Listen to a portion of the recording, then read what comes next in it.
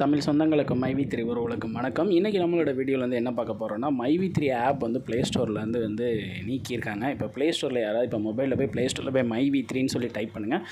மைவி3 ஆப்பே நமக்கு வந்து ஷோ ஆகாது. ப்ளே ஸ்டோர்லேருந்தே மைவி3 ஆப்பை வந்து நீக்கிட்டாங்க. இப்போ கடந்த வாரம் என்ன சொன்னாங்கன்னா, அந்த மைவி3 ஆஃபீஸ்க்குலாம் லீவ் விட்டாங்க, அதெல்லாம் க்ளோஸ் பண்ணிட்டாங்க. ஆக்சுவலாக எல்லோரும் என்ன சொல்லிட்டாங்கன்னா, லீவ் விட்ருக்காங்க. பெரிய ஒரு யூடியூபர் கூட சொன்னார், வந்து லீவ் விட்ருக்காங்க, க்ளோஸ் பண்ணல, லீவ் விட்டாங்க அப்படின்னு சொல்லி சொன்னாங்க.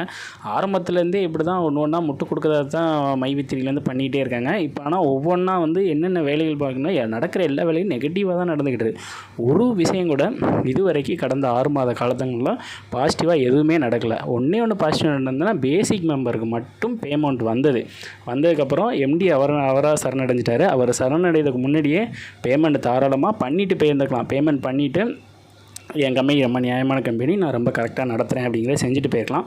அவர் வந்து செய்யலை. இன்றைக்கி மைவி3யோட அடுத்த ஒரு பேட் நியூஸாக ப்ளே ஸ்டோரில் வந்து இப்போ வந்து தூக்கியிருக்கிறாங்க. ஆனால் இன்னும் நிறைய அப்ளைனர்ஸ் வந்து என்ன சொல்லிக்கிட்டு இருக்காங்கன்னா, கண்டிப்பாக எம்டி வெளியில் வந்தோடனே பேமெண்ட் போடுவார், யாரும் வந்து புதுசாக சேர்ந்த யாரும் கேஸ் போடாதீங்க, யாரும் கம்ப்ளைண்ட் கொடுக்காதீங்கன்னு சொல்லிட்டு இன்னும் முட்டு கொடுத்துருக்காங்க. உங்களையும் நம்பி டவுன்லைனர்ஸும் காத்துக்கிட்டு இருக்காங்க.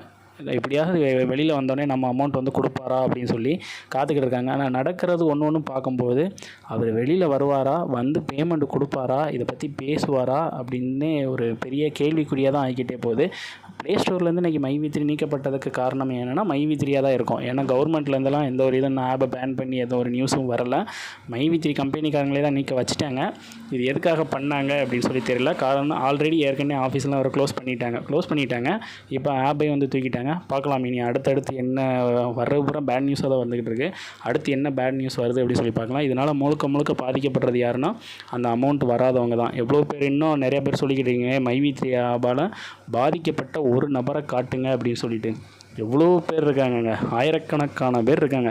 அவ்வளோ பேர் அவங்க மனக்குமுலர்களை கமெண்ட் பாக்ஸில் போய் பாருங்கள். லாஸ்ட் போட்ட எல்லா வீடியோ கமெண்ட் பாக்ஸில் பாருங்கள். எல்லோரும் என்னென்ன சொல்லியிருக்காங்க, அவங்க கஷ்டத்தை நம்மளால் அதை வாசிக்க கூட முடியல, அவ்வளோ கஷ்டமாக இருக்குது. இன்னும் ஏன் அந்த கமெண்ட்லாம் படிக்கும்போது நமக்கு என்ன தோணுதுன்னா, இன்னும் ஏன் அடுத்தவங்க சொல்கிறத நம்பி முட்டாளாக ஒரு இதில் போய் இன்வெஸ்ட் பண்ணுறீங்க?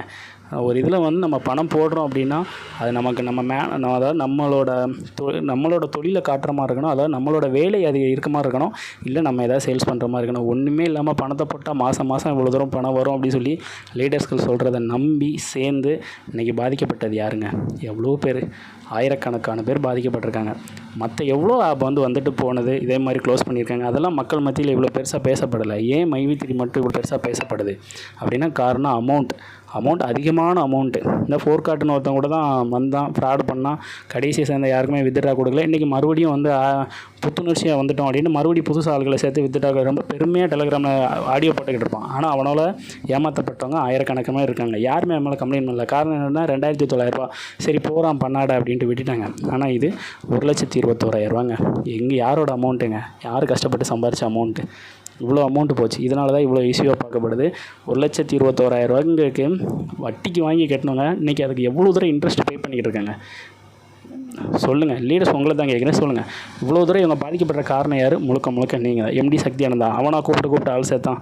அவன் மீட்டிங்கை நம்பி நீங்கள் தானேங்க ஆள் சேர்த்தீங்க. இன்றைக்கி இந்த ஏமாந்தவங்க அத்தனை பேருக்குமே என்ன பதில் சொல்ல போகிறீங்க? பார்க்கலாம். எம்டி வெளியில் வருவாரா, வெளியில் வந்து அமௌண்ட்டு கொடுப்பாரா என்னங்கிறத பொறுத்திருந்து பார்க்கலாம்.